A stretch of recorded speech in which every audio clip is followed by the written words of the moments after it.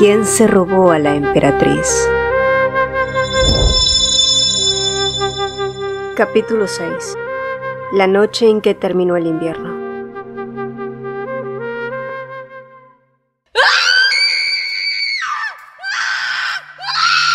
Un grito desgarrador rompió el silencio del callejón abandonado mientras la lluvia comenzaba a caer. Dentro de la casa más antigua, Natasha daba a luz asistida por una anciana que seguía gritando que pujara. El último empujón coincidió con un rayo que sacudió el cielo y poco después, el llanto de un recién nacido llenó la habitación. El bebé, cubierto de sangre y líquido amniótico, fue colocado sobre el pecho de Natasha, quien exhausta pero con una extraña ternura besó a su hijo y lo nombró Logan, para luego susurrarle que algún día sería el emperador de esta tierra. Y después de varias horas de un parto complicado, antes de marcharse, Natasha dejó al bebé al cuidado de la anciana y al salir del callejón le ordenó a Anis que se encargara de la anciana y le arrancara al bebé. No le importaba cómo lo hiciera, y también le advirtió que si revelaba lo ocurrido, le arrancaría la lengua. Ante la mirada aterradora de Natasha, la chica solo pudo asentir sin tener idea de cómo iba a cumplir con esa misión, ni que alguien más en las sombras las observaba.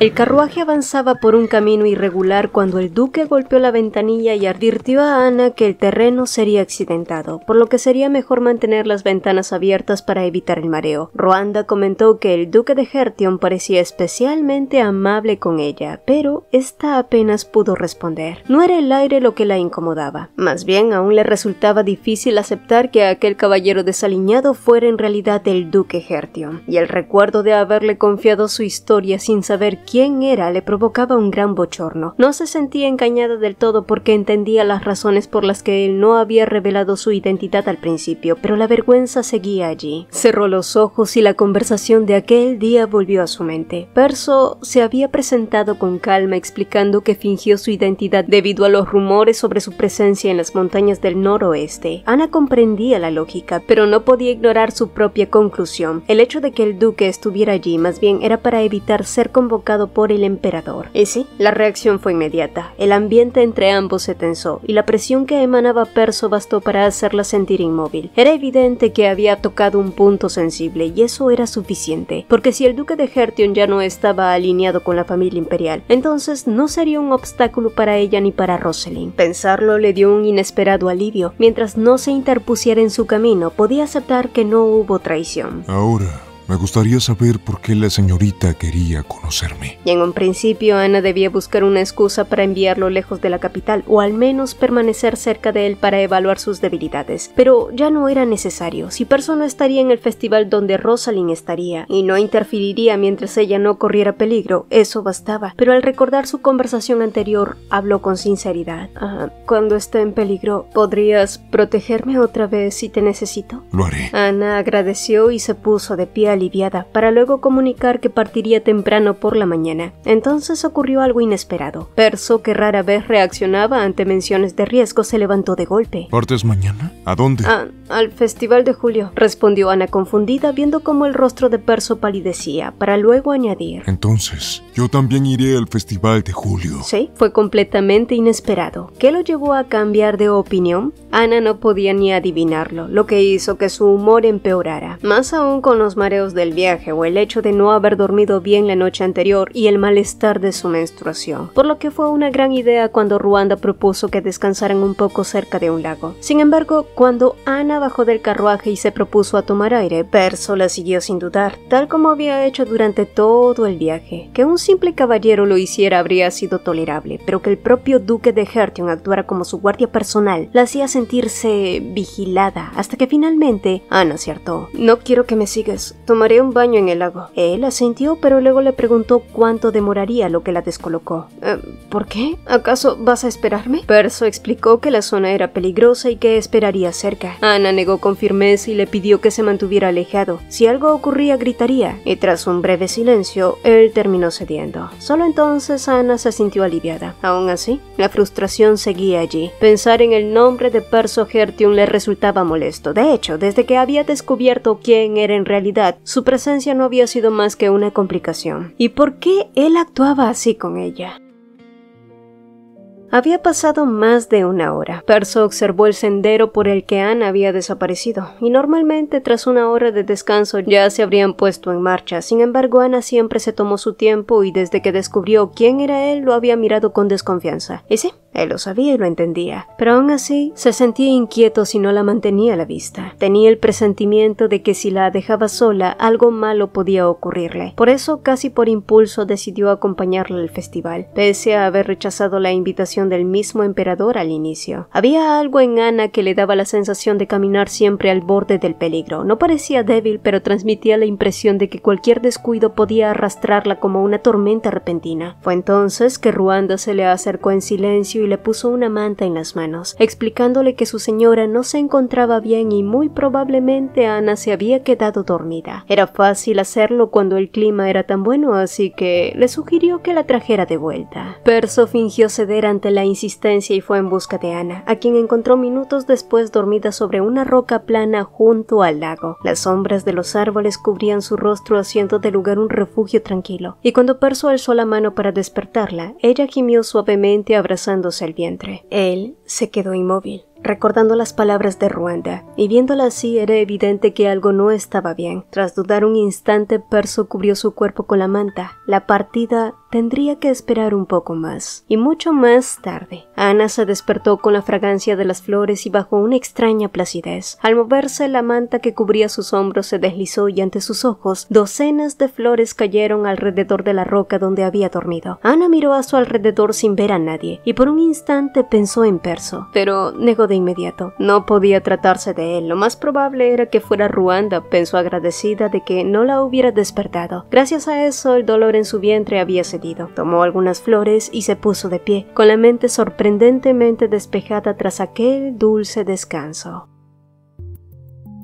Mientras tanto, en Berna, Hans Frongelio se infiltró en la capital bajo la noche, pese a haber informado al emperador que llegaría al día siguiente. En una casa abandonada reunió en secreto a los nobles que aún le eran leales, despojados de todo por seguirlo, pero firmes en su voluntad. Y cuando estaba a punto de revelar el motivo de la reunión, alguien golpeó a la puerta con la señal acordada. Una voz femenina pidió ver al marqués, y tras una breve duda, entró una joven pelirroja de ojos dorados que se presentó como discípula del profeta Hatz. La sola mención de ese nombre hizo que todos se congelaran, pero la tensión se disipó un poco cuando mencionó la daga oculta de Hans, la reliquia sagrada que Rosalind le había entregado. A través de ella se reveló que había guiado los acontecimientos para que Hans recuperara la reliquia, pues solo él podía hacerlo. Nada había sido casual, incluso su encuentro con la emperatriz formaba parte de un futuro ya visto, y comprendiendo que el profeta tampoco servía al emperador, Hans reveló que Rosalind Sunset seguía viva. Ante los nobles denunció la tiranía imperial y dejó la daga sobre la mesa, advirtiendo del peligro que suponía en manos de quien ya dominaba el poder de la muerte. Confesó que la emperatriz se dirigía a Thanatos en esos momentos, pero también que no deseaba retornar al trono. Aún así, habían tomado una decisión juntos. Vamos a crear un nuevo Thanatos. Esa era la razón de su reunión esa noche. Era para dar un golpe. La sala se llenó de esperanza y temor. Uno a uno los presentes juraron lealtad con un mismo grito. El invierno no podía vencer a los pinos. No obstante, el fervor se quebró cuando la discípula de Hatz advirtió que había un espía del emperador entre ellos y que los caballeros imperiales llegarían en minutos. Luego, señaló a uno de los hombres, quien huyó rápidamente mientras Hans ordenaba que todos se dispersaran de inmediato.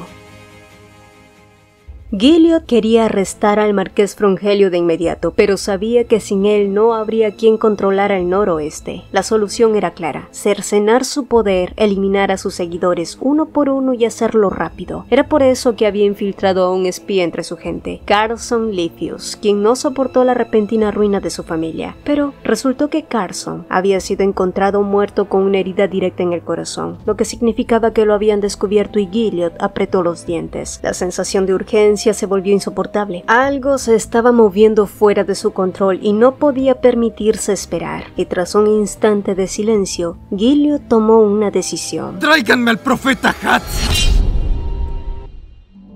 Mientras tanto, Natasha sufría las terribles secuelas del parto apresurado. Sus pechos duros y empapados de leche le dolían al mínimo roce. El sangrado no cedía. Roxxon, arrodillado junto a la cama, la abrazó con preocupación, pero ella lo apartó con frialdad. Ese hombre no era otro más que un adefesio.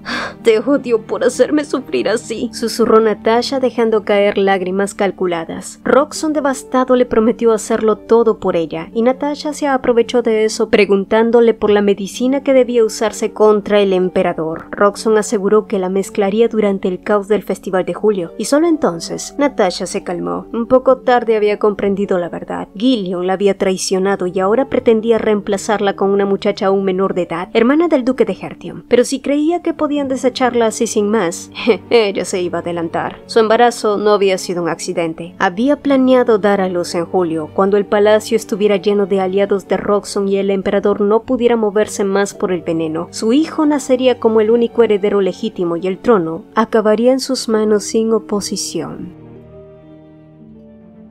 Julio en Thanatos era el mes del nacimiento y las bendiciones. La nieve se retiraba, la tierra se cubría de flores y los árboles recuperaban su verde. Los niños jugaban libremente, los jóvenes nobles iniciaban su vida social y el pueblo celebraba el mes en el que el primer emperador alzó por primera vez su bandera, aunque la fundación real fuera en septiembre. Por eso la fiesta duraba todo julio. Julio en Thanatos es un disfrute absoluto, podría decirte cualquiera. Y también lo era para Rosalind, pues era el único mes en que incluso su abuelo Severo y sus ocupados padres pasaban tiempo juntos. Ella solía recordar las exposiciones de flores, los banquetes imperiales tomados de la mano y los juegos en el jardín con Anna. Ni siquiera su odio por Gilead logró empañar esos recuerdos. Por eso, al llegar a la capital, quiso ir de inmediato a su antigua mansión, pero la reacción de Daemon fue extraña. ¿Qué tal si vamos a desempacar más tarde? Primero deberíamos ir a los aposentos y desempacar. Además, podría ser peligroso si alguien te reconoce. Asha, disfrazada de pies a cabeza y sin creer que alguien pudiera reconocerla, rió. Aún así, Daemon no cedió y esta vez un mal presentimiento se instaló en el pecho de Rosalind. ¿Hay alguna razón por la que no deba ir allí?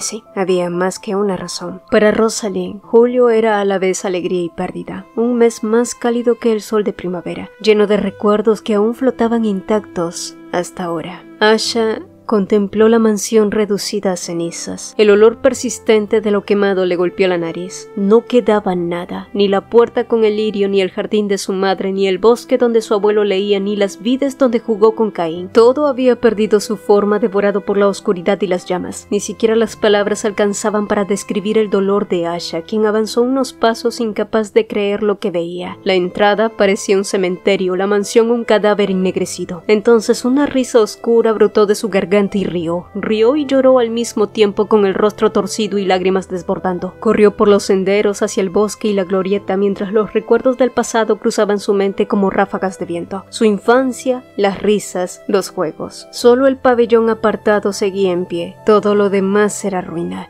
Asha cayó de rodillas aferrando la tierra seca mientras un lamento desgarrador resonaba en la casa abandonada. Daemon intentó consolarla en silencio, pero el llanto no cesó, y finalmente, aferrada a él, Asha lloró hasta perder el sentido.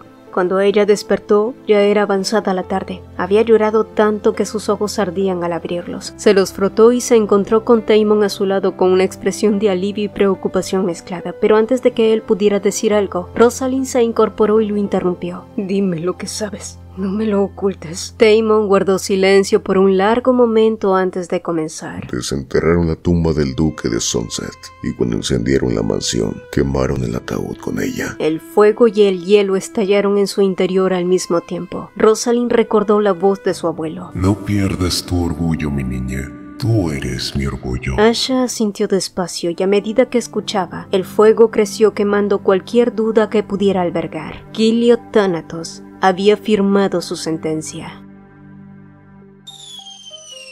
Los fuegos artificiales inauguraron el Festival de Julio, un espectáculo ofrecido por el Palacio Imperial, como si hubieran esperado solo ese día. Multitudes colmaron las calles iluminadas de Berna. Desde la ventana, Azriel observó a los niños correr con coronas de flores y sonrió. Todos llevaban coronas de flores. Asha entonces le explicó que eran crisantemos de Thanatos, flores perennes asociadas a la gloria eterna. Asha aclaró que las auténticas eran escasas y que incluso la familia imperial usaban imitaciones. delegaciones. Las de los niños eran todas falsas. Aún así, la flor perenne conservaba su misterio. Se decía que era la primera en florecer en julio y que transmitía el poder del invierno. Verdadero o no, el palacio organizaba cada año la caza de esa flor, una competencia sin reglas estrictas reservada a la nobleza y a las delegaciones extranjeras. Quien encontrara la flor recibía la piel y los cuernos del ciervo plateado, tan valiosos como el oro, pero la flor elegía dónde nacer, convirtiendo la búsqueda en un juego de azar y destino. Para Rosalind, esos eran recuerdos preciados de su infancia y comprendiendo su dolor y pérdida, Azrael sacó de un baúl algo y la colocó sobre su cabeza. Le deseo una gloria infinita, Lady Asha. Lo que había colocado en su cabeza era una corona de crisantemos reales, y Asha sonrió ante el ingenio de Azrael. Teorantia observó la aguja del palacio imperial desde su caballo. Habían llegado al territorio enemigo, pero no dejó que su ira se desbordara. La multitud celebraba con curiosidad, plebeyos, niños, extranjeros con vestimentas extrañas, pero no fue difícil encontrar a Daemon entre la multitud. Su cuerpo enorme era bastante distintivo, y a su lado la mujer velada inclinó la cabeza como saludo. Vaya, estoy esperando con mucho interés tu actuación. Asha volvió a inclinar la cabeza en respuesta ante las palabras de Theo. Ambas compartían la misma codicia, y poco después todos comenzaron a trasladarse por el palacio imperial, donde joyas, flores y ornamentos finísimos adornaban las paredes, un esplendor construido con la sangre de los Sunset. Entonces, los ojos de Asha se endurecieron al ver a Gilead recibiendo a las delegaciones. A su lado, Natasha lucía el vestido de emperatriz con una enorme panza. Gilead recibió a la reina de Aemor con una sonrisa de serpiente. Aún así, Theo respondió con elegancia, conteniendo su ira que hervía bajo la piel y suprimiendo sus ganas de hacer rodar la cabeza del emperador. Daemon intervino entonces, correcto y distante, ganándose el desagrado de Gilead, quien ya lo odiaba por su fama, su presencia y esos ojos rojos que parecían desafiarlo sin decir una sola palabra. ¿Cuánto tiempo se van a quedar? Natasha, a su lado, rompió el protocolo con fingida amabilidad. Luego expresó su deseo de visitar a Aemor después del parto, ya que consideraba que el clima allí le sentaría mejor a una mujer posgestante. Gilead, sorprendido, miró a Theo en busca de aprobación, quien aceptó sin dudar. Natasha sonrió, pero fue a Daemon a quien le dirigió su mirada lasciva, y fue entonces que reparó en la figura silenciosa a su lado. ¿Quién es ella?, preguntó observando a la mujer cubierta de pies a cabeza. Incluso Gilead se detuvo a observarla por el extraño atuendo, más propio para ocultarse que para adornar. Daemon tomó la mano de Asha y la guió al frente. Es Aran-Rocía, una prima cercana y una divina muy hábil. Asha apoyó la mano en su pecho e inclinó la cabeza. Vine aquí por la fortuna que me dijo que este festival de julio trae un destino especial. Veo a la gloria del invierno. Su voz baja y serena sonó como el acento perfecto de Aemor, pero por alguna razón Gilead se estremeció. No había parecido alguno, pero algo en esa mujer despertó un miedo instintivo y antiguo. ¿Por qué te cubres así?, preguntó Natasha, y Asha respondió con suavidad, explicando que antiguas quemaduras le impedían mostrarse sin ofender la vista ajena. Daemon respaldó su excusa, pero ignorando sus explicaciones, Gilead ordenó: ¡Quítate el pelo! Ante la orden del emperador, los gestos de Daemon y Teorantia se endurecieron al instante. Los nobles comenzaron a murmurar, porque aunque fuera el emperador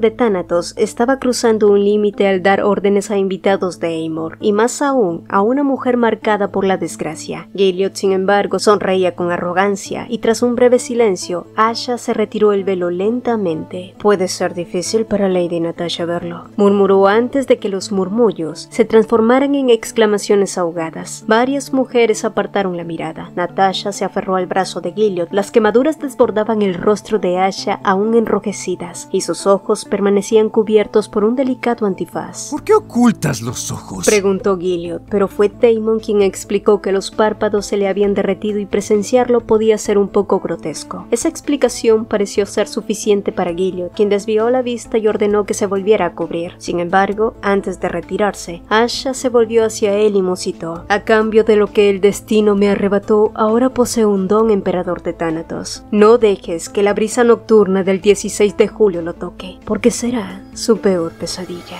agregó en un susurro siniestro.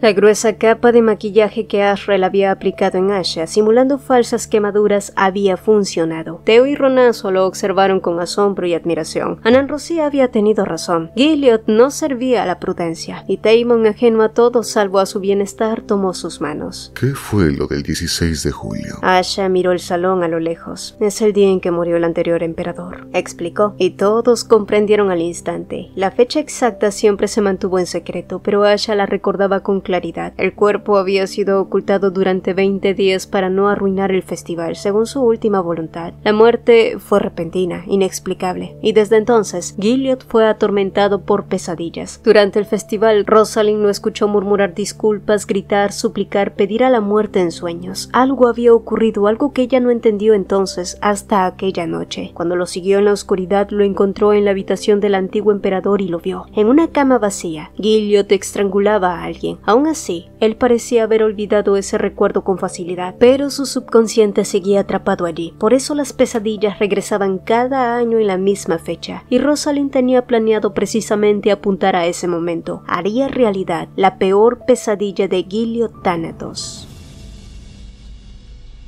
El banquete imperial se extendió por 2 noches y 3 días, seguido de jornadas dedicadas y cenas diplomáticas privadas. Ese año el intercambio principal fue con Aemor. Las conversaciones fueron agotadoras y Gilliot, exhausto tras horas y horas de intercambios, se retiró temprano sin notar que ya era 16 de julio. Esa misma noche, Asha condujo a Daemon, Teorantia y Ronazo por uno de los pasajes secretos del palacio. No era una incursión para matar. La muerte sería demasiado fácil y benevolente. Asha quería algo peor para Gilliot, y mientras ellos seguían avanzando, Gilliot despertó sobresaltado, empapado en sudor. Había soñado con Rosalind en una forma tan vívida que resultó aterradora. Temblando y maldiciendo su nombre, pidió agua. Una criada entró cojeando con un atuendo extraño, y cuando él alzó la mirada para mirarla, el terror lo paralizó.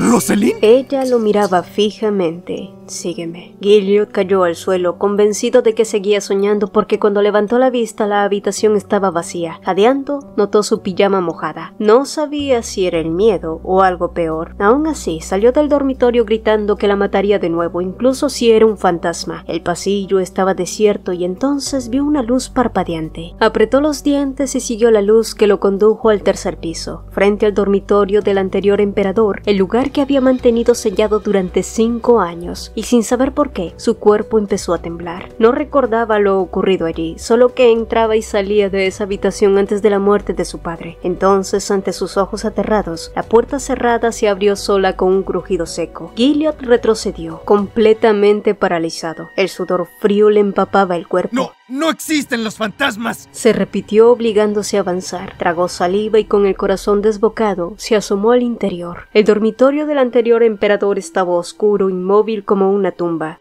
Una sola vela parpadeaba. El aire estaba cargado del aroma de la esencia que su padre quemaba cada día antes de morir. Gilliot frunció el ceño. Ese olor siempre le revolvía el estómago y entonces vio la cama. Sobre ella, a la luz vacilante, una sombra negra estrangulaba al anciano y solo así la razón se le quebró. Gilliot gritó, se agarró la cabeza y se desplomó entre risas y sollozos. Confesiones incoherentes brotaron entre delirios, insultos, rencor, orgullo, miedo. Maldijo a su padre, se proclamó emperador, lloró como un niño que se había cagado encima y volvió a reír, completamente roto. Con los ojos inyectados en sangre, se lanzó hacia la cama dispuesto a matar incluso a su pasado, pero antes de que pudiera llegar, Daemon lo derribó de un golpe en la nuca y Gilliot cayó inconsciente. Desde la cama, las sombras se incorporaron. Eran Teorantia y Ronazo, que dejaron el acto aún sorprendidos. Vaya, así que ese adefesio fue quien mató al anterior emperador, murmuró Theo. Ronazo se quejó de su cuello dolorido y Theo se disculpó entre risas. Mientras tanto, Asha observó el cuerpo inconsciente de Gilliot. Incluso derrotado, seguía gimiendo, atrapado en su pesadilla. Ella lo miró con frialdad, porque el pasado podía explicar su locura, pero jamás excusar sus crímenes.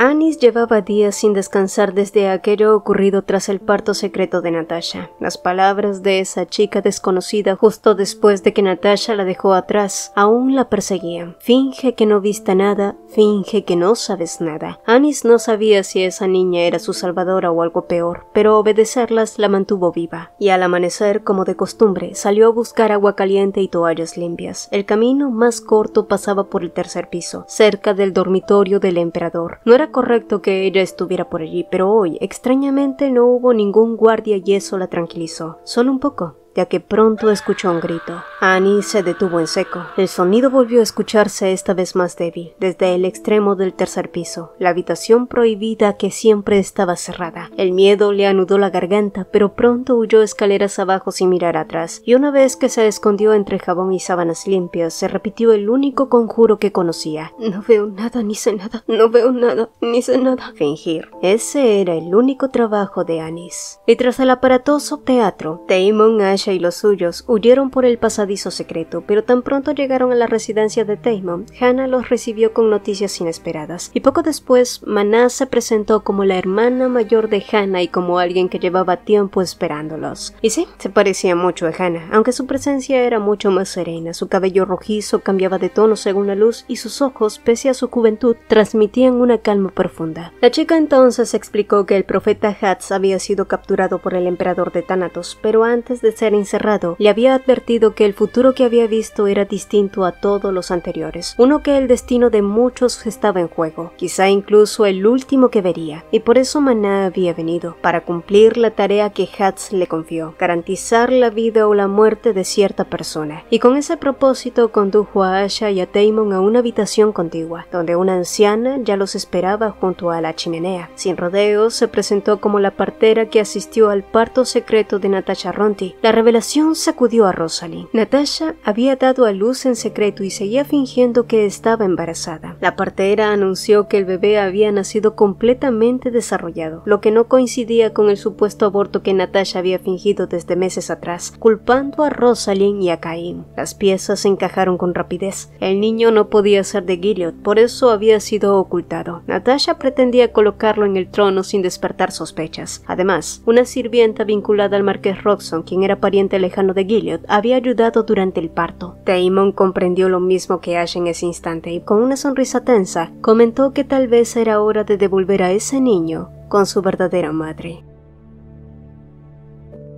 Esa misma noche, Gilead despertó sobresaltado en el antiguo dormitorio imperial. Johan, su asistente, lo encontró temblando, desorientado y murmurando incoherencias sobre su padre, la emperatriz y su propio destino. Y dominado por el pánico, Gilead corrió hasta la habitación de Natasha, quien se sobresaltó de verlo allí a esa hora. El emperador, por otro lado, siguió jurando que no repetiría el destino de su padre, y en su delirio intentó aferrarse a su vientre con manos temblorosas. Natasha, alarmada, lo empujó involuntariamente hacia abajo con ambas manos tan fuerte como pudo. Gilead cayó bajo la cama con torpeza. Natasha se incorporó sobresaltada, pero cuando él se levantó, su rostro ya estaba deformado por la ira. Te has vuelto arrogante solo porque te amo. No eres más que mi amante. Ella se disculpó con torpeza, sudando frío, pero la furia de Gilead no cedió y le dio una bofetada brutal que la lanzó contra la cama. Con una expresión casi inhumana, le sujetó la falda y la rasgó. Natasha comprendió al instante el peligro. Si su vientre quedaba expuesto,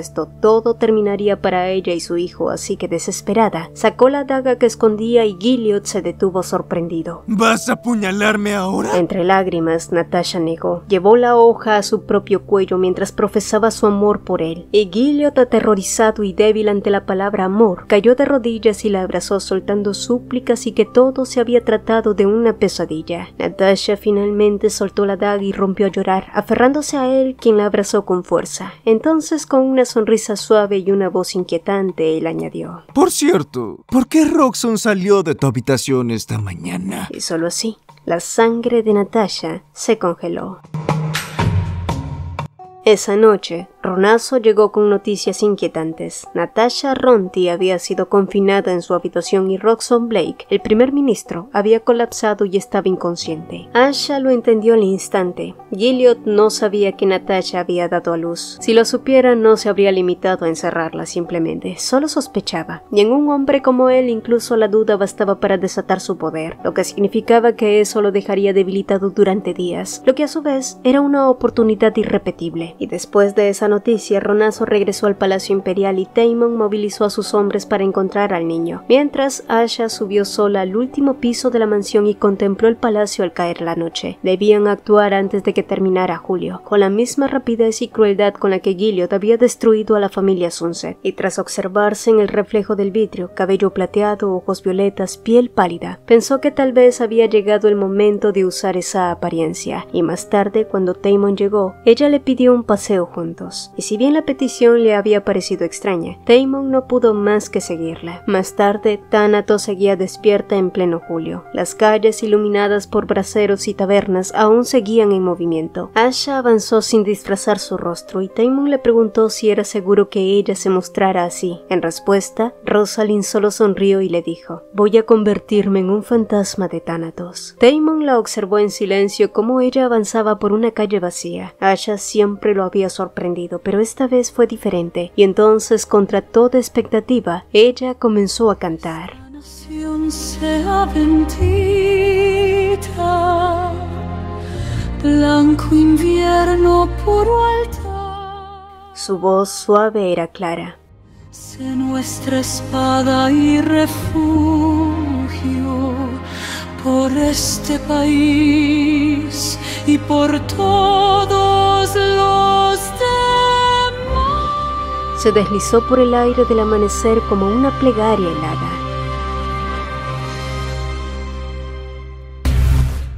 Gilliot no resistió la tentación y descargó su poder sobre Roxxon, quien cayó inconsciente y menos de un día después, él también lo hizo por un día entero. Entonces surgió otro rumor inquietante. El fantasma de la difunta emperatriz vagaba por la capital, cantando la canción fundacional del país y dejando flores quemadas a su paso. El pueblo interpretó aquello como un presagio de la caída de la dinastía, y cuando el rumor llegó a Gilliot, su cordura comenzó a resquebrajarse. Al ver las flores carbonizadas, recordó su pesadilla y se convenció de que Rosalind había regresado para atormentarlo. ¿Cómo podía usar su poder contra un fantasma? La idea lo enloqueció, y mientras el festival seguía su curso, el emperador se hundió solo en su palacio. Los rumores surtieron efecto, con los enviados extranjeros marchándose y el caos extendiéndose. Gilliot perdió su influencia y el marqués Frongelio comenzó a ganar margen. El plan de Asha había funcionado y mientras evaluaba su siguiente movimiento, en ese momento alguien llamó a la puerta principal, y cuando se asomó, se dio cuenta de que se trataba de Anna completamente desaliñada. Anna reconoció de inmediato a Taemon Krasis en cuanto lo vio. Fue un poco sorprendente saber que él estaba allí ayudando a Rosalind, pero lo fue mucho más cuando él soltó: Por fin conozco a la dama del bosque de las rosas rosadas. Ese era un código secreto entre ella y Rosalind, así que ¿cómo podía saberlo él? Y más que eso, ¿qué clase de relación tenía con Rosie? Pero antes de que pudiera ordenar sus ideas, la puerta se abrió y Taemon, con una sonrisa amable, la empujó suavemente hacia el interior. La granjera de zanahorias te espera. Anna parpadeó sorprendida, pero no tuvo tiempo de objetar, ya que en esos momentos Rosalind la llamó y las lágrimas brotaron al instante mientras ambas se fundían en un abrazo. Había demasiado que explicar, tanto que decir, pero no era el momento. Cuando por fin se separaron, Asha observó a Anna con preocupación. Anna miró su vestido sucio y avergonzada le explicó que había estado huyendo de una sanguijuela necia. Los ojos de Asha se abrieron en horror. ¿Te secuestraron?, preguntó, pero Anna negó rápidamente y tras dudar un instante escupió el nombre con rabia. Perso Hertium. Y Taemon, que observaba en silencio, afinó las orejas ante el chisme, pues resultó que todo había empezado una semana atrás. Ya cerca de la capital, Anna intentó deshacerse de su escolta empedernido en un pueblo remoto, así que fingió una aparatosa caída y luego una lesión. Creo que es mejor que me quede aquí un día, así que tú puedes adelantarte, no te preocupes, yo seguiré sola, le dijo a Perso, pero él se negó. Me quedaré hasta que decidas partir, Le había respondido resuelto, antes de levantarle en brazos pasos como si nada. Pero yo ni siquiera soy una dama que esté en una posición en la que esté bajo amenaza. Pero ninguna de las excusas que Ana le dio hizo cambiar su opinión. Ni siquiera lograron moverlo. Ana intentó negociar, pero no, nada funcionó. Tu padre me pidió que garantizara tu seguridad hasta el final, respondió él con absoluta seriedad, y con cada día, cada palabra solo confirmaban lo mismo. Perso Hertion era una sanguijuela imposible de sacar de encima, y la alteraba de formas que nunca antes había sentido, así que, al borde de perder su paciencia, Ana decidió huir en secreto. Y no fue una huida elegante ni sencilla. Tras 2 días de correr, rodar y avanzar sin descanso, llegó a la capital exhausta, sin comida ni agua, y en ese breve tiempo pasó de dama refinada a vagabunda irreconocible. Esa era la razón por la que estaba en esas fachas. ¿Así que escapaste solo para deshacerte de Perso Hertion?, preguntó Asha preocupada, y Ana asintió. Ay, sí, es un hombre exhaustivamente terco, incluso ignoró el llamado imperial. ¿Será que me vigila? ¿Sospecha de mí? Asha lo pensó un momento y negó con la cabeza, porque si el duque hubiera querido vigilarla, habría enviado caballeros. No tenía sentido que el propio duque la siguiera a todas partes, y mientras las dos sesudas seguían rompiéndose la cabeza, Daemon con calma dejó su taza de té e intervino. Quizás deberían analizar la situación con un enfoque diferente, mis señoras. Que si el duque en realidad solo estaba preocupado por la señorita Lothain. Además, si estuviera cerca de la capital por deber, el emperador ya lo habría llamado. Tal vez ni siquiera le informó que estaba allí. Ambas lo miraron sorprendidas. Asha asintió. Además, Perso había viajado con muy pocos caballeros, apenas 50. Demasiados pocos para una familia que solía mover tropas enteras. No era un despliegue político, no, sino algo mucho más personal. Pero Ana negó con fuerza, porque el duque no podía estar preocupado por ella. Ellos dos ni siquiera eran cercanos. Sin embargo, si fuera el caso, ¿qué pasaría cuando Perso Hertion se enterara que Ana había desaparecido? Bueno, lo que hizo fue movilizar a los 50 hombres que iban con él para buscarla, y al poco rato alguno de sus hombres le informó que se decía que la habían visto en la capital, y aunque sabía que en cuanto él cruzara las murallas, la familia imperial sabría que Hertion había llegado a la capital y todo su esfuerzo por ignorar su llamado quedaría en nada. No le importó. La única prioridad para él era encontrar a Ana. Sabía que ella era fuerte e inteligente, que no habría huido sin motivo. Aún así, la ansiedad no lo abandonó. Nunca antes se había preocupado así por alguien, y esa sensación le resultaba tan extraña como incómoda,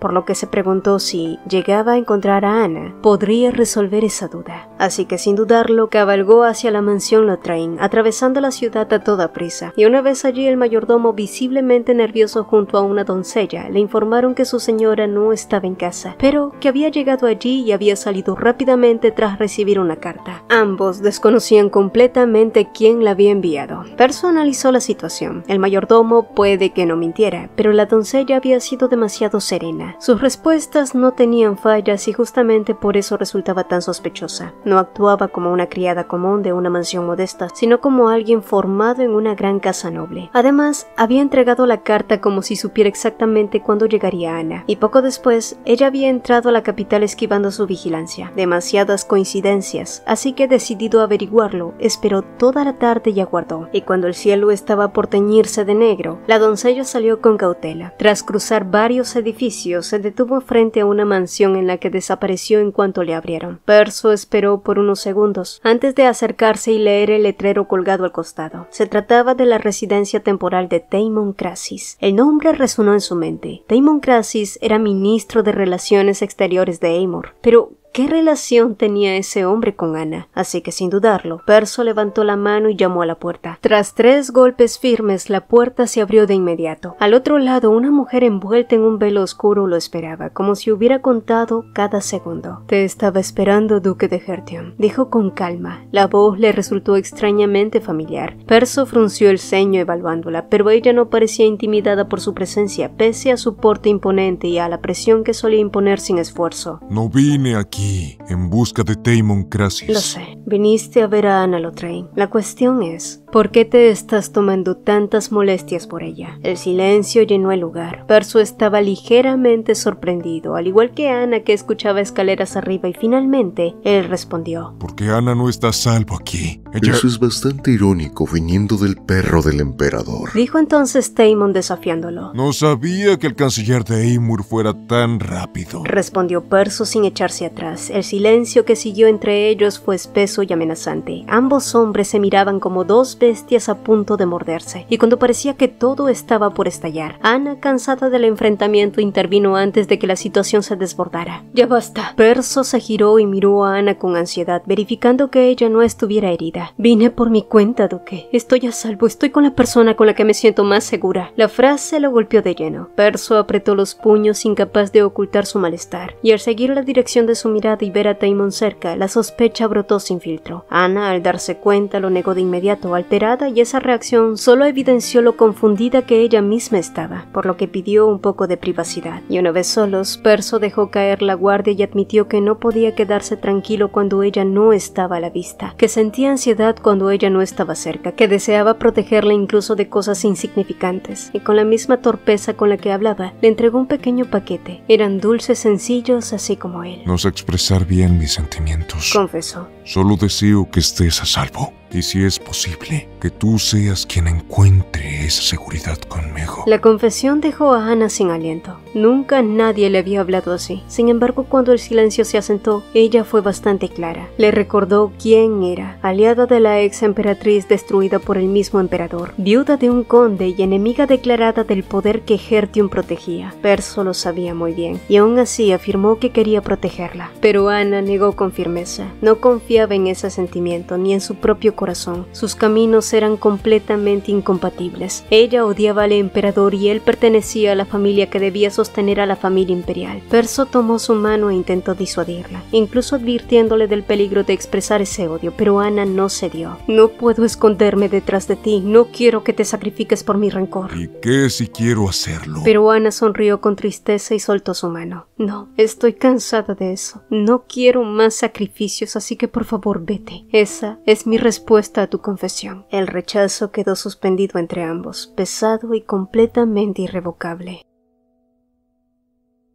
La inesperada confesión de Perso había dejado a Ana visiblemente alterada. Asha no le hizo preguntas, pero aún así le contó brevemente lo ocurrido. Ambas, aunque no entendían del todo el corazón de un hombre, comprendieron algo esencial. Perso había ido porque estaba genuinamente preocupado por el bienestar de Ana. Y poco después, Damon informó a Asha que Perso se dirigía directamente al Palacio Imperial. El alboroto de su entrada no tardó en llegar a oídos de Gilead, quien ya estaba bastante alterado por el tema del fantasma de la ex emperatriz. La presión ejercida sobre él parecía haber surtido efecto. Damon, que cepillaba cuidadosamente su cabello plateado, de pronto dejó caer sobre su regazo un pequeño bolso. Al abrirlo, descubrió diminutas flores violetas. Damon las dejó caer sobre su cabello y con una sonrisa le aseguró que le quedaban bastante bien. El ambiente se volvió íntimo, besos lentos, palabras provocadoras y una cercanía que Asha intentó resistir, sobre todo porque últimamente parecía que lo habían estado haciendo muy seguido, aunque terminó cediendo una vez más a su tentación. Entre susurros hablaron de rescatar a Hats antes de la cacería y Damon aceptó sin dudarlo.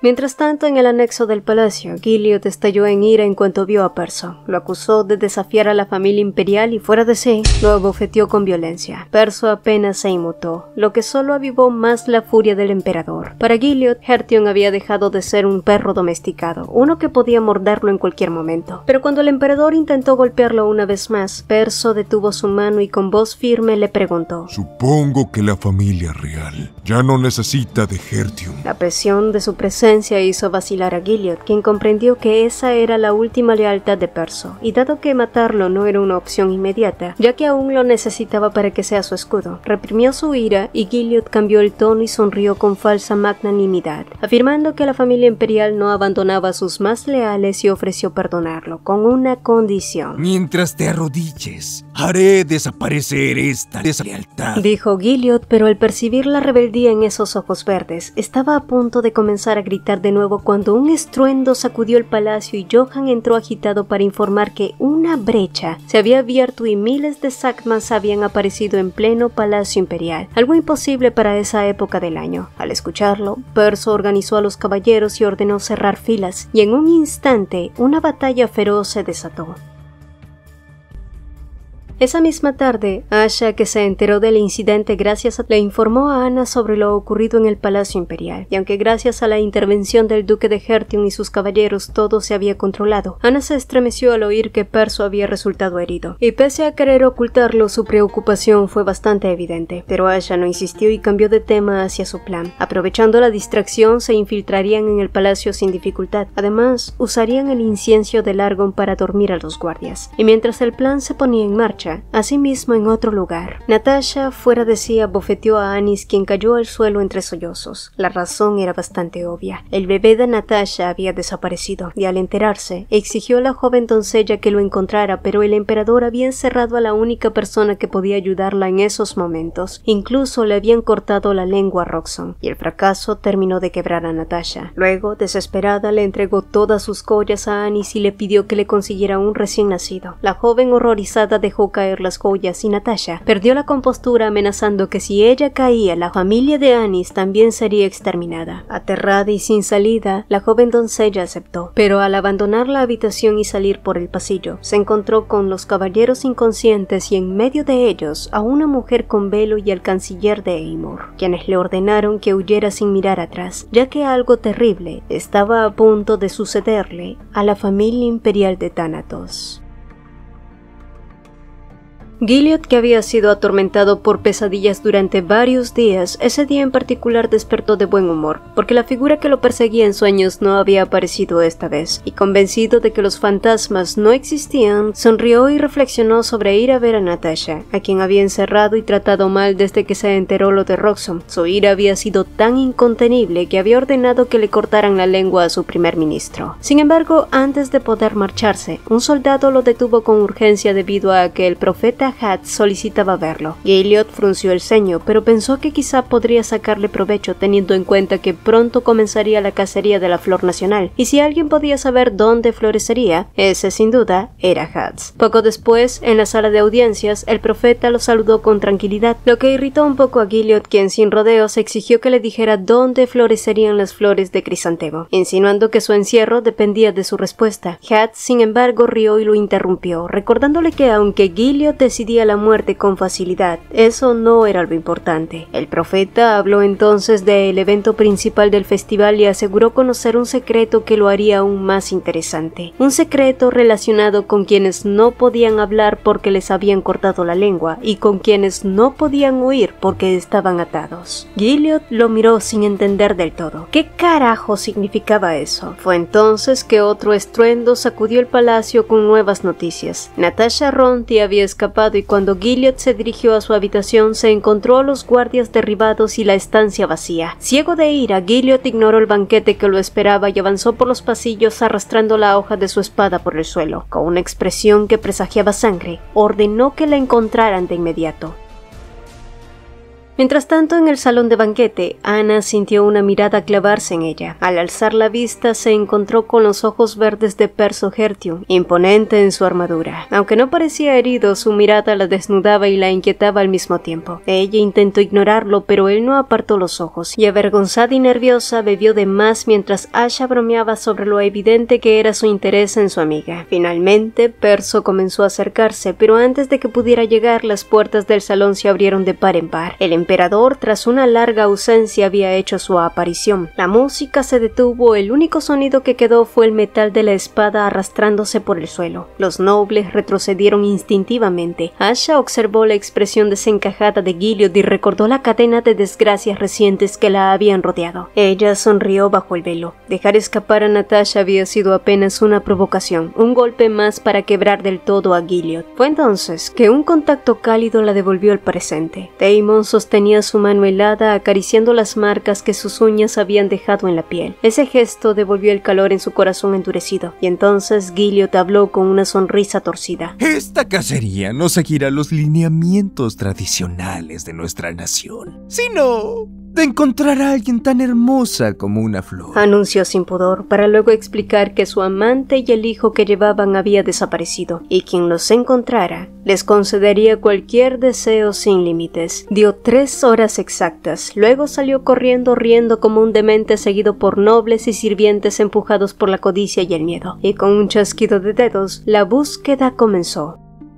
Disfrazada con un traje de sirvienta, una temblorosa Natasha corrió y corrió recordando aún las palabras de la mujer del velo, el pasaje secreto bajo la torre oeste, la estatua de la mujer ciega, la pared que se abriría. Esa era su única salida. Horas antes, acorralada, había preguntado por qué la ayudaban. Entonces el hombre se quitó la máscara y reveló su rostro. Era Taemon Krasis, pero antes de que pudiera reaccionar, la mujer del velo habló con frialdad. ¿De verdad crees que te estamos ayudando? La elección es tuya, Natasha Ronti, le había dicho, pero no fueron sus palabras lo que la dejaron congelada, sino su voz, la cual estaba segura que había oído antes. No obstante, Rosalind le dio a Natasha una elección clara. Si huía, tal vez sobreviviría, pero si se quedaba, moriría ese mismo día. Y Natasha no lo pensó dos veces, pero antes de abrir la puerta, la mujer le exigió una respuesta y le hizo una pregunta que petrificó a Natasha. ¿Por qué Cain Sunset fue a su mansión? Rosalind entonces advirtió que solo abriría la puerta si decía la verdad. Acorralada y sin tiempo, Natasha confesó que el conde Puglish, el ex esposo de Anna, había subastado en secreto pertenencias íntimas de su esposa. Ella compró esos objetos con ayuda de Roxxon y los usó para manipular a Cain, entregándole uno cada vez que lo llamaba a su mansión. Así fabricó rumores de una relación ilícita, sabiendo que Cain jamás hablaría para proteger el honor de Anna. Bajo amenazas, lo obligó a guardar silencio hasta que fue incriminado y ejecutado, pese a proclamar su inocencia hasta el final. Cuando terminó, exigió que abrieran la puerta. Rosalind cumplió con su palabra y dejó que Natasha huyera. Y mientras su espalda resonaba una despedida fría, Rosalind juró que la haría regresar al infierno del que ella misma había salido. Y ahora, disfrazada de sirvienta y con el cabello oculto, Natasha huyó por el palacio para poco después descubrir que nadie buscaba flores, sino que revisaban puertas, pasillos, personas, y el pánico creció cuando comprendió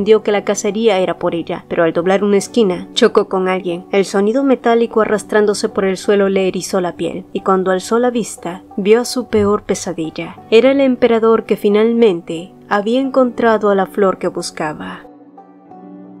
En el salón de banquetes los gritos desgarraron el aire. Gilliot arrastró a Natasha ante todos, riendo con una locura abierta mientras proclamaba su victoria. Algunos nobles apartaron la mirada, otros observaron atrapados por el horror, y entre la multitud el ambiente se tensó aún más cuando Gilliot ordenó traer a Roxxon de la mazmorra. Natasha suplicó, lloró, se aferró a él, pero Gilliot la empujó con violencia y desenvainó la espada. El grito fue unánime cuando la hoja descendió, pero no hubo sangre. El golpe arrancó la farsa y el vientre abultado de Natasha quedó expuesto ante todos. El relleno oculto cayó al suelo y dejó al descubierto la farsa. Natasha quedó expuesta, temblando, incapaz siquiera de cubrirse. Gilliot, entonces, enloquecido por la traición y la rabia, proclamó ante todos que habían osado engañar al emperador con un hijo falso, ordenando su ejecución y la de toda su sangre. Natasha se arrastró por el suelo reducida a una súplica patética. Gilliot no solo la condenó a ella, sino también a su hijo, revelando que ya estaba siendo perseguido. El salón, lleno de invitados, observaba en un silencio cargado de repulsión y morbo. Fue entonces cuando una risa fuerte rompió la tensión, y al girarse, notaron que era el canciller Krasis riendo abiertamente y despreciando la caída de Thanatos, junto con la indignidad del emperador. Teorantia también lo secundó sin miedo, y Gilliot, fuera de sí, ordenó arrestarlos, pero nadie se movió. Su autoridad ya no pesaba, y cuando miró más allá, notó a Anna, quien le recordó a Rosalind, así que intentó atacarla, pero Perso se interpuso con firmeza, dejando claro que su violencia contra inocentes no sería tolerada más. Los murmullos se convirtieron en juicio, la obsesión, la crueldad y el descontrol de Gilliot quedaron expuestos ante todos. La autoridad del emperador se desmoronó como un castillo de arena en ese salón, y por primera vez, todo Thanatos dejó de temerle. Cegado por la ira y la paranoia, Gilliot reunió su poder y juró aplastar la rebelión con sus propias manos. Su mirada se clavó en el arrogante Hertion mientras un resplandor dorado cargado de poder sobrenatural se agitó en los ojos de Gilliot, pero justo antes de que alcanzara a Perso, unas manos pequeñas cubrieron sus ojos verdes desde atrás. «No lo mires», susurró Anna temblando. Perso se tensó al instante, con Anna aferrada a él con torpeza y valentía. Le explicó en voz baja que evitar su mirada directa podía salvarlo. Al girarse, él tomó sus manos con fuerza, conteniendo emociones que no podía podía expresar, antes de apartarla y protegerla tras su espalda. Gilliot, fuera de sí, ordenó capturarlo, pero los soldados dudaron, y en un arrebato de furia, Gilliot atravesó a un soldado para imponer obediencia, desatando el caos, y el combate estalló. Pero cuando la violencia parecía inevitable, una voz grave se alzó por encima del tumulto y Hans von Helio avanzó con otros 31 nobles y declaró abiertamente la guerra a la familia imperial de Thanatos. El salón quedó en silencio. Ya no solamente era un motín, era una rebelión. Gilliot, riendo como un demente, invocó el poder que decía haber recibido de Dios. Sin embargo, su ataque fue detenido por una fuerza invisible y Hans reveló entonces la reliquia de los Undset, el collar que había pertenecido a la emperatriz fallecida, y entonces una canción antigua llenó el salón. Entre el silencio reverente apareció una figura velada. Al descubrirse el rostro, unos ojos violetas brillaron bajo el cabello plateado. Era Rosalind. Gilliot retrocedió, pálido, dejando caer su espada. La mujer que había torturado, asesinado en cuerpo y espíritu, estaba viva. Desbordado por el terror y la negación, Gilliot liberó su poder de muerte sin control. El salón se convirtió en un infierno, nobles desmayados, cuerpos colapsando, gritos y sangre. Daemon apartó a Asha del desastre. Perso hizo lo propio con Anna, mientras la energía devastadora se propagaba. Solo la vida puede detener a la muerte, murmuró Daemon, y tras intercambiar una mirada de confianza con Asha, avanzó hacia el emperador. Asha observó a Daemon avanzar hacia Gilliot con una calma casi burlona. Al mismo tiempo, las reliquias comenzaron a vibrar. El incensario, la copa, la flauta, la daga, todas resonaban desde que ella había entrado al salón. La leyenda decía que podían llamar a Dios cuando éstas se reunían. Daemon se plantó frente al emperador ya consumido por su propio poder. Gilliot, pálido como un cadáver, intentó estrangularlo, pero fue Daemon quien lo levantó por el cuello. La vida envolvió la muerte como un sol abrasador. Siempre te odié, pero debo admitir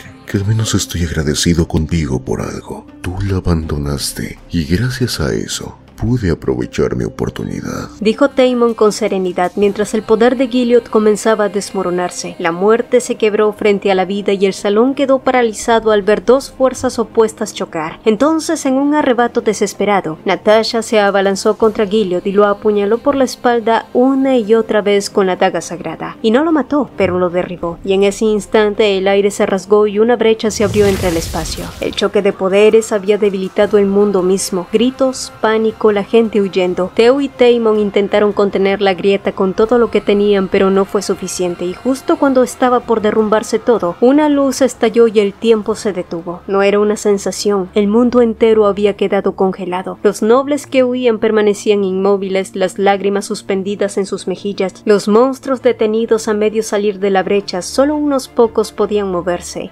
Asha, Daemon, Theo, Hats y Gilliot, sostenido apenas por su poder deformado. Entonces, frente a Asha apareció Hannah, envuelta en una luz dorada. Sus ojos ya no eran humanos y su voz no pertenecía a un solo ser. Era la misma presencia que había visitado los sueños de Asha, la existencia que había otorgado a aquellos poderes. ¿Eres Dios?, preguntó Asha, pero no hubo respuesta simple. No era una deidad absoluta, pero sí una voluntad ajena a este mundo, incapaz de pertenecer en él. Dime lo que deseas, mi niña. Asha miró la brecha detenida en el aire. Sabía que cuando el tiempo volviera a fluir, miles de monstruos podrían atravesarla. Su deseo original había sido destruir el poder de la muerte de la familia de Thanatos para siempre, pero hacerlo ahora significaría sacrificar innumerables vidas. Asha comprendió entonces que debía renunciar a su propia codicia. Deseo que las brechas no vuelvan a abrirse y que nadie más sea víctima de los monstruos que salen de ellas. Hannah sonrió y acarició su mejilla, porque la elección de Asha había sido la correcta. Para cerrar las brechas es necesario recuperar los fragmentos de poder que quedaron atascados en este mundo, los mismos fragmentos que los monstruos buscan devorar. Es una suerte que tu deseo y el mío coincidan, explicó acercándose a Gilliot, quien gritó, se arrastró y suplicó para que no se le acercara. Pero la mano divina que se posó sobre su frente no tuvo piedad y en un instante le fue arrebatado todo poder. Gilliot no murió, solo se desplomó como la carcasa vacía e inútil, derrotado e insignificante. Luego fue el turno de los demás. Teorantia entregó su poder en silencio, aceptando que el mundo cambiaría como siempre lo había hecho. Hats se arrodilló sin oponer resistencia. Incluso la hija de la fascinación fue despojada de su poder a la distancia. Y finalmente, Hannah miró a Daemon. Ahora solo queda el hijo de la vida. Daemon avanzó sin dudar. No lamentaba perder su poder, porque sabía que había cosas más importantes que conservar. Pero antes de entregarlo, miró a Asha y alzó la voz. Mi poder me permite grabar nombres en el cuerpo. Aunque desaparezca, quiero que mi nombre no se borre de ella. La risa de Hannah fue ligera, casi divertida, y Asha, sorprendida y con el pecho cálido, comprendió que no era una mala oferta, así que asintió. Y así, el poder de la vida fue absorbido, y los 5 fragmentos giraron como una danza de luces en la palma divina, y con un gesto simple, fueron arrojados a la brecha, la cual se hizo añicos como cristal negro, fragmentándose en miles de piezas que cayeron como lluvia antes de desvanecerse. La esperanza y la alegría, el caos y la tristeza, la ira y el amor, todo permanecerá contigo. El mundo entero tembló y luego todo quedó en silencio. La luz abandonó el cuerpo de Hannah. Hats la sostuvo con urgencia. La niña por suerte seguía respirando. Y entonces el tiempo volvió a fluir. Los cuerpos cayeron y el estruendo del mundo regresó. Pero días después, nadie podía recordar lo ocurrido con claridad. Solo quedaron los hechos. El festival de julio terminó en sangre, rebelión y ruina. Más de 20 familias se alzaron. La casa Frongelio tomó el control y el emperador, enloquecido por su propio poder, fue encarcelado sin oposición. La familia Thanatos quedó destruida y de la ex emperatriz solo quedaron rumores. Muchos deseaban su regreso, pero nadie podía culparla por marcharse del país que le había arrebatado todo. En una mazmorra húmeda y oscura, Natasha se acurrucaba frente a la celda de Gilead, quien la llamaba por su nombre con una voz rota. «Te ves patético». ¿Creíste que eso era amor? Solo nos usamos, nada más. Escupió ella y Gilead se derrumbó. Natasha al final también lo hizo, aceptando su final. Lo único que lamentaba era que el hijo que había traído al mundo cargaba ahora con su pecado. Entonces el chirrido en una puerta de hierro rompió el silencio. Los pasos que se acercaban no eran de los guardias, eran ligeros, serenos, inquebrantables, y se detuvieron frente a la celda. Natasha abrió los ojos y vio una silueta bañada por la luz que se colaba por las pequeñas ventanas. Incluso en aquella prisión inmunda, esa mujer parecía recoger la claridad a su alrededor. El mundo siempre había sido indulgente con Rosalind Sunset. La voz de Natasha se quebró. No pidió absolución ni perdón, solo tiempo. Un día, solo un día para ver a su hijo. Los ojos morados de Asha se movieron tranquilos e inflexibles. Luego se giró y la puerta volvió a abrirse. Esta vez, los pasos fueron firmes y el llanto de un bebé rompió el aire viciado de la prisión. Natasha, con manos sucias y temblorosas, sostuvo al fin a su hijo. Sonrió entre lágrimas grabando ese rostro en su memoria, pero sabiendo que ya no había tiempo ni oportunidades, devolvió al niño sin protestar y se arrodilló ante ella. «Envíalo lejos, a otro lugar fuera de este país, que no conozca este nombre ni a esta sangre, por favor». Fue atrevido de su parte pedir. Natasha Ronti fue una madre que al final se preocupó por la vida de su hijo, pero recordando a su familia destruida y al infierno al que fue despojada por esa misma mujer, Asha decidió no responder y dejarla vivir para siempre con la incertidumbre. Esa sería su venganza contra ella. Y mucho más tarde esa misma noche, 2 cadáveres aparecieron en la mazmorra imperial, tan miserables que nadie habría creído que alguna vez gobernaron Thanatos. Natasha y Gilead murieron envenenados esa noche, y Hans Frongelio ordenó que fueran incinerados sin dejar rastro. Así fue como terminó finalmente la familia imperial de Thanatos. 10 días después.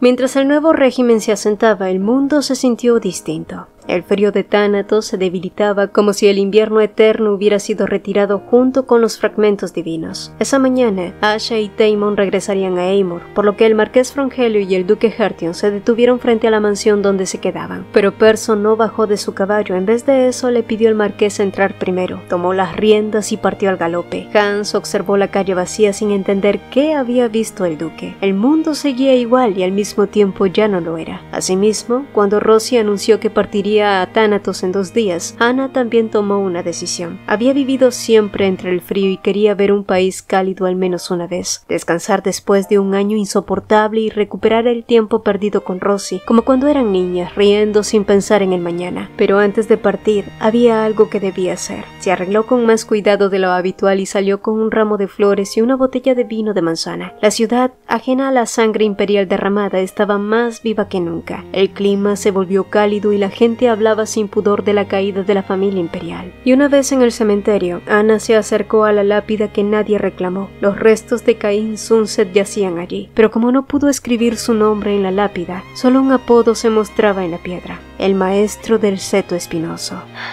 Si hubiera sabido que ese apodo te acompañaría hasta el final, quizás habría escogido uno mejor para ti. Anna dejó las flores en la tumba mientras dejaba que un recuerdo la alcanzara. Aquel día, borrachos de vino, él le robó su primer beso, uno que supo a manzana mientras susurraba: seré el maestro de seto de espinas, para que tú y Rosalind puedan usarme y protegerse. Anna cerró los ojos ante el recuerdo, pero se negó a llorar. En vez de eso, prometió vivir y ser feliz. Entonces derramó el vino sobre la tierra, deseando que su muerte no fuera amarga, y se marchó. No obstante, en la entrada del cementerio, alguien ya la esperaba. Era Perso Hertion. Escuché que viajarás con Rosie. Anna asintió torpemente y el silencio volvió a caer. ¿Recuerdas lo que me dijiste? Que no podíamos estar juntos porque yo era de Hertion y tú de Lothrain. Anna volvió a sentir. El emperador está muerto. Perso avanzó un paso, pero Anna no retrocedió pese a su corazón desbocado. Y sí, ya no había traiciones ni lealtades impuestas, pero aún había algo que Anna quería saber. Así que respirando hondo, ella preguntó: ¿por qué te gusto? Ella no se consideraba especialmente bella ni cautivadora, y aún así él respondió sin dudar: porque eres encantadora y quiero mirarla todo el tiempo. Su franqueza la desarmó. Frente al cementerio de Caín, Perso volvió a mostrarse como siempre, firme, directo y sin retroceder. Anna recordó la espada que la había protegido incluso frente al emperador y por primera vez se sintió tranquila con esa certeza. Así que, antes de separarse, prometieron cenar juntos cuando ella regresara y Perso aceptó esperar por ella. Mientras tanto, Asha se despedía de Thanatos tras dejar encaminado su último deseo: reconstruir la mansión Sunset como una biblioteca abierta a todos, para que el nombre de su familia no desapareciera y su abuelo no quedara solo. Exhausta, se refugió en el baño, donde Daemon la cuidó en silencio, conteniendo un deseo que no podía imponerse a su cansancio. Entre sueños y caricias, Asha confesó su amor, y con esa simple frase, Daemon se desarmó por completo, porque para él esas palabras fueron más poderosas que cualquier fuego, y para Asha, él fue quien derritió el invierno que había definido su vida. La venganza no le dio felicidad, pero el amor sí le devolvió el mañana, y tomados de la mano, sin miedo a un futuro ni a los inviernos que pudieran volver,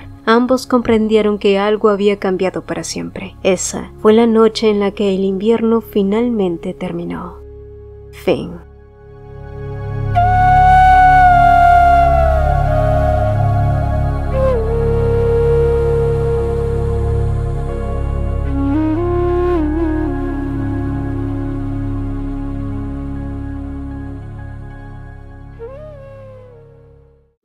No todos llegan hasta el final. Si tú lo hiciste, deja tu huella. Un like será tu juramento. Un comentario, tu verdad. Comparte esta historia y tu nombre quedará grabado para siempre. Hasta pronto. Te estaré esperando.